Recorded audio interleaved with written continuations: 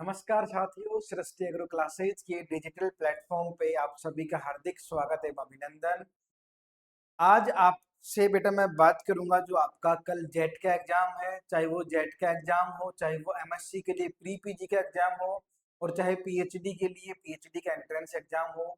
सभी का जो राजस्थान के जो कैंडिडेट हैं एग्रीकल्चर के, उन सभी का अलग अलग कोर्सेज के अंदर एडमिशन के लिए बीएससी, एमएससी एंड पीएचडी के लिए 27 जून को आपका एग्जाम होगा। तो उसी संबंधित आज अपन बात करेंगे कि भाई आपको एग्जाम सेंटर के अंदर क्या क्या चीजें लेके जानी है, क्या आपका ड्रेस कोड होना चाहिए, क्या क्या अपने को सावधानियां बरतनी है, कितने बजे आपका एग्जाम शुरू होगा। क्योंकि देखा जा रहा है अभी हाल फिलहाल के अंदर जो एग्जाम हुए हैं उनमें बच्चे जो टाइम दिया गया उससे लेट हो जाते हैं। जैसे बेटा आप एग्जाम के अंदर 1 मिनट भी यदि लेट हो जाते हैं, आपको जो टाइम दिया गया उसके अलावा, तो आपकी एग्जाम के अंदर एंट्री नहीं होती, उससे आपका पूरा एक साल खराब हो जाता है। तो ये सब चीजें ना हो उसके लिए बेटा आज अपन जुड़े हैं। आज अपन एक एक चीज की बात करेंगे। भाई आपको पेपर के अंदर किन किन बातों का ध्यान रखना है और पेपर आने से पहले अपन को जब सेंटर के अंदर जाए या फिर सेंटर पर कितने बजे जाना है, क्या लेके जाना है, क्या पहन के जाना, सब चीजों की बात करेंगे। बेटा सभी को मैं बता दूं, जो आपका एग्जाम है 27 जून को, उसमें जो हॉर्टिकल्चर के लिए जो एमएससी का एंट्रेंस एग्जाम है वो सेकंड शिफ्ट में है। बाकी सभी के एग्जाम पहली शिफ्ट के अंदर ही है जो आपके स्टार्ट होगा। अपन एक एक चीज की बात कर लेते हैं। आपका जो एग्जाम स्टार्ट होगा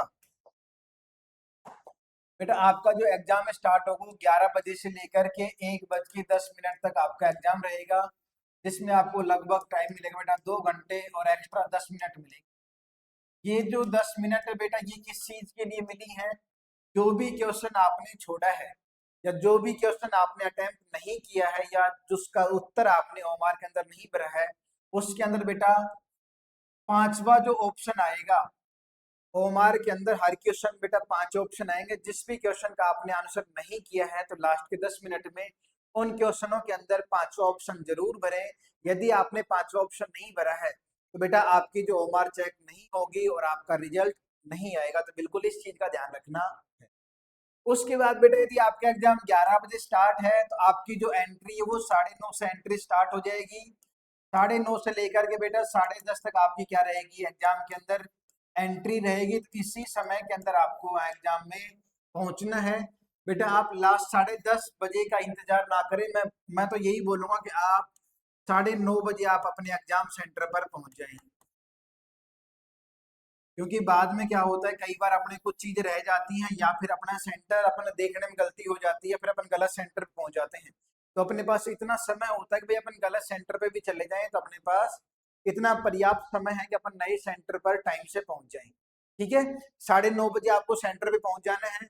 उसके बाद बेटा सेंटर पर लेके क्या क्या जाना है, तो सबसे जरूरी चीज तो ये लेके क्या क्या जाना बेटा, एक तो आपका एडमिट कार्ड आपको जरूर लेके जाना है। एडमिट कार्ड के साथ में अपन बात करें, जब भी आपने फॉर्म भरा था उस फॉर्म में बेटा जो फोटो लगाई थी वही एक पासपोर्ट साइज फोटो लेके जानी है। एक पासपोर्ट साइज फोटो वही लेके जानी है बेटा जो आपने एग्जाम में का जो फॉर्म भरा था उस समय जो लगाई थी।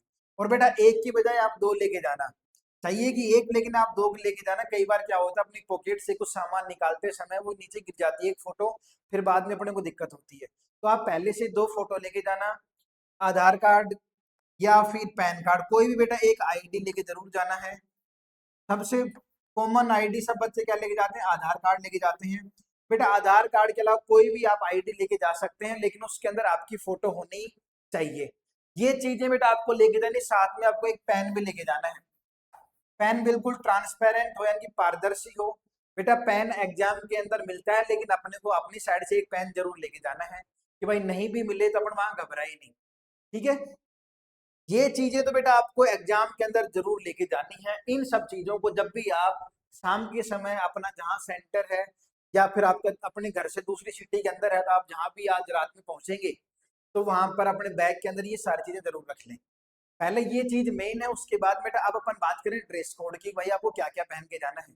तो सबसे सिंपल ड्रेस तो मेरा यही मानना बेटा, एक तो गर्मी है और दूसरा अपने को परेशानी ना हो उसके लिए, चाहे लड़के हों चाहे लड़कियां हों, सबसे बढ़िया टी शर्ट पहनिए हाफ बाजू की यानी कि हाफ स्लीव की। और बेटा दूसरा क्या, नीचे लोअर या पजामा पहने, सबसे बेस्ट है। या फिर बेटा आप हाफ स्लीव की शर्ट भी पहन सकते हैं, लेकिन पूरी फुल स्लीव की या पूरी बाजू की शर्ट नहीं चलेगी। शर्ट के अंदर या फिर आप जो भी पैंट पहनते हैं बेटा, जो सिंपल फॉर्मल पैंट है, उसके अंदर ज्यादा बड़े बड़े साइज के बटन नहीं होने चाहिए, उनके अंदर कोई भी लोहे की जिप नहीं होनी चाहिए। ये सब चीजों का आपको ध्यान रखना है। और लड़कियों के लिए खासकर बेटा, आप किसी भी टाइप के आभूषण, चाहे नाक में हो, कान में हो, गले में हो, चाहे हाथ में हो, ये सब चीजें आपको घर पे ही रख के जानी है। इन सब चीजों की परमिशन आपको नहीं दी गई है। उसके अलावा बेटा आपके हाथ के ऊपर कोई भी कलावा या कोई भी धागा या फिर कोई भी अपना ताबीज कहीं पर बंधा हो, तो वो भी आप सब चीजें खुल के जाए। ठीक है। आप बेटा उस एग्जाम सेंटर के अंदर स्मार्ट वॉच यानी कि हाथ के अंदर किसी भी टाइप की घड़ी नहीं पहन सकते, मोबाइल वगैरह की एंट्री वैसे भी नहीं है। और मैं यही बोलूंगा बेटा, कोई भी बच्चा किसी भी इलेक्ट्रॉनिक आइटम को ले जाने की बिल्कुल भी गलती ना करे, क्योंकि आप वहां पकड़े जाते हैं और उसके बाद आप जीवन पर्यंत बेटा किसी भी एग्जाम को नहीं दे सकते। तो आप इन सब चीजों की सावधानी आपको बिल्कुल बरतनी है। बिल्कुल सिंपल ड्रेस पहन के जाइए, लोअर और टी शर्ट, मेरा तो यही मानना है गर्मी के अंदर। दूसरी बात बता दो बेटा, नीचे जूते बिल्कुल ना पहन के जाएं, आप बिल्कुल चप्पल पहन के जाएं, सिंपल स्लीपर।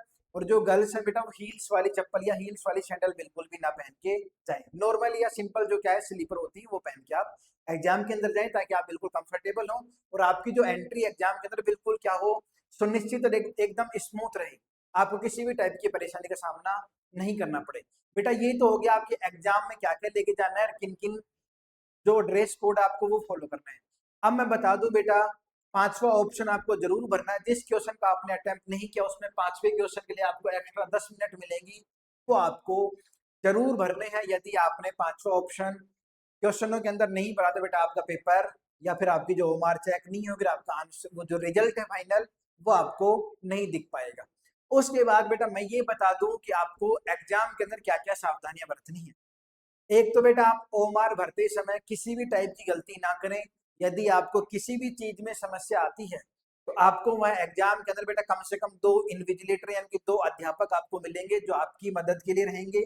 आपको किसी भी चीज में समस्या आती है, तो आप पहले उनसे एक बार निश्चित करें। सुनिश्चित करने के बाद बेटा आप ओमार के अंदर चाहिए वो रोल नंबर हो, आपका नाम हो, आपके साइन हो, इन सब चीजों को बेटा, एक ओमार का कोड है, पेपर का कोड है, सब चीज आप बिल्कुल आराम से निश्चिंत होके भरें।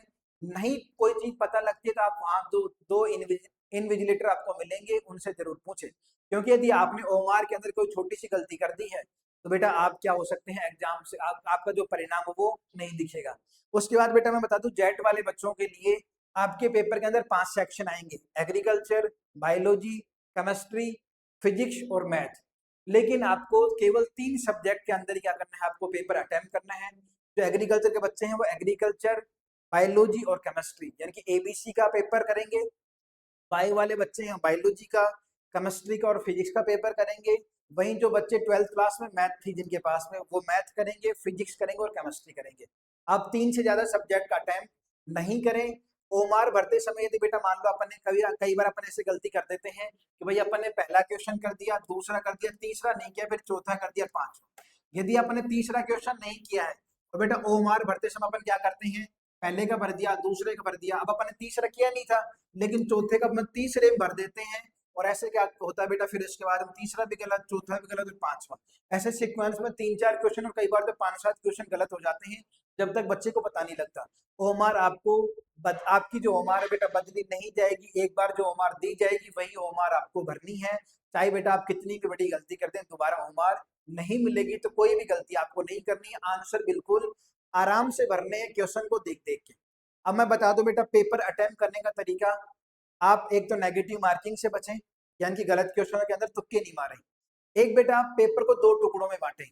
यदि मैं एग्रीकल्चर के बच्चों की बात करूं, तो वो सबसे पहले एग्रीकल्चर को पेपर के अंदर करें, उसके बाद बेटा बायोलॉजी को करें, उसके बाद केमिस्ट्री को करें। और केमिस्ट्री के अंदर भी बेटा अपन यदि एग्रीकल्चर केमिस्ट्री जो सोयल साइंस के 10 क्वेश्चन आते हैं, पहले उनको करें। और पेपर करने के लिए बेटा आप 2 राउंड के अंदर पेपर को करें। पहले आप उन्हीं क्वेश्चन को करें जिनके अंदर आपको 100% कॉन्फिडेंस है कि भाई इस क्वेश्चन का जो मैंने आंसर लगाया है, कोई भी शक्ति आकर के इसका आंसर मेरा गलत नहीं कर सकती। दूसरे राउंड में आप उन क्वेश्चन को करें जिनके अंदर आपको 2-2 ऑप्शन के अंदर डाउट था। ठीक है। और बेटा आप नेगेटिव मार्किंग से बिल्कुल बचें। ठीक है, ये सब चीजों का आपको ध्यान रखना है। आप निश्चित सफल होंगे। आपने एक बेहतरीन तैयारी करी है, लेकिन बेटा ये जो तैयारी है इसका परिणाम आपको केवल उन 2 घंटों के अंदर मिलेगा। तो आप उन 2 घंटों को किस प्रकार से यूटिलाइज करेंगे, वही बेटा आपका जो आगे का परिणाम है उसको निश्चित करेंगे। तो मैं ये मानता हूँ कि आप उस 2 घंटे के अंदर बिल्कुल बेफिक्र, निश्चिंत होकर के पेपर दें। जैसे आप कोचिंगों के अंदर जो टेस्ट देते हैं, उसी हिसाब से आपको बिल्कुल नॉर्मल, काम और कूल रह करके क्वेश्चन को पढ़ना है। क्वेश्चन को बेटा पूरा पढ़ना है। कई बार अपन पढ़ते हैं जल्दीबाजी के अंदर, सत्य लिखा है कि असत्य लिखा हुआ है, अपन पूरा नहीं पढ़ते। कहीं पर लिखा हो तो लास्ट में नहीं है या फिर है, तो अपन उसको पूरा नहीं पढ़ते। बेटा क्वेश्चंस को आराम से पूरा ध्यान से पढ़ें। आपके पास समय बिल्कुल पर्याप्त मिलेगा। आप बिल्कुल भी जल्दीबाजी करके जो आसान क्वेश्चन उनको गलत करने की बिल्कुल भी गलती ना करें, क्योंकि बेटा आपके लिए, आपके सिलेक्शन के लिए एक एक क्वेश्चन, एक एक नंबर बहुत इंपॉर्टेंट है। नेगेटिव मार्किंग से, फिर बोल रहा हूँ बेटा, बिल्कुल नेगेटिव मार्किंग से बचें। ज्यादा क्वेश्चनों में तुक्के मारने की बिल्कुल भी कोशिश ना करें, और जितना आपको आता है एक बार आप उतना ही करें बेटा। क्योंकि यदि पेपर का लेवल हाई होगा तो कट ऑफ ऑटोमेटिक कम हो जाएगी, और यदि पेपर का लेवल थोड़ा नॉर्मल होगा तो बेटा कट ऑफ ज्यादा जाएगी। यदि पेपर का लेवल नॉर्मल रहेगा, इजी होगा, तो आप ऑटोमेटिकली आपके जो क्वेश्चंस, नंबर ऑफ क्वेश्चंस आप अटेम्प्ट वैसे भी ज्यादा कर लेंगे। तो पेपर के हिसाब से आपको वही करना है जो आपको आता है। आपका सिलेक्शन निश्चित है। बस आप उस 2 घंटे के अंदर बिल्कुल काम होकर के बेटा पेपर दें, क्योंकि वही 2 घंटे आपका निश्चित करेंगे कि आप आगे किस राह पर जाएंगे। ठीक है, मैं उम्मीद करता हूं आप मेरी बताई हुई बातों का पालन करेंगे, और उसी के साथ साथ बेटा आप सेंटर के ऊपर बिल्कुल टाइम के साथ में, प्रॉपर डॉक्यूमेंट्स के साथ में, प्रॉपर ड्रेस कोड के साथ में बिल्कुल पहुंचे। और मैं यही बात करूंगा बेटा फिर से, आप उस 2 घंटे के अंदर बिल्कुल निश्चिंत होकर के, बिल्कुल काम और कूल होकर के, बिल्कुल घबराए ना।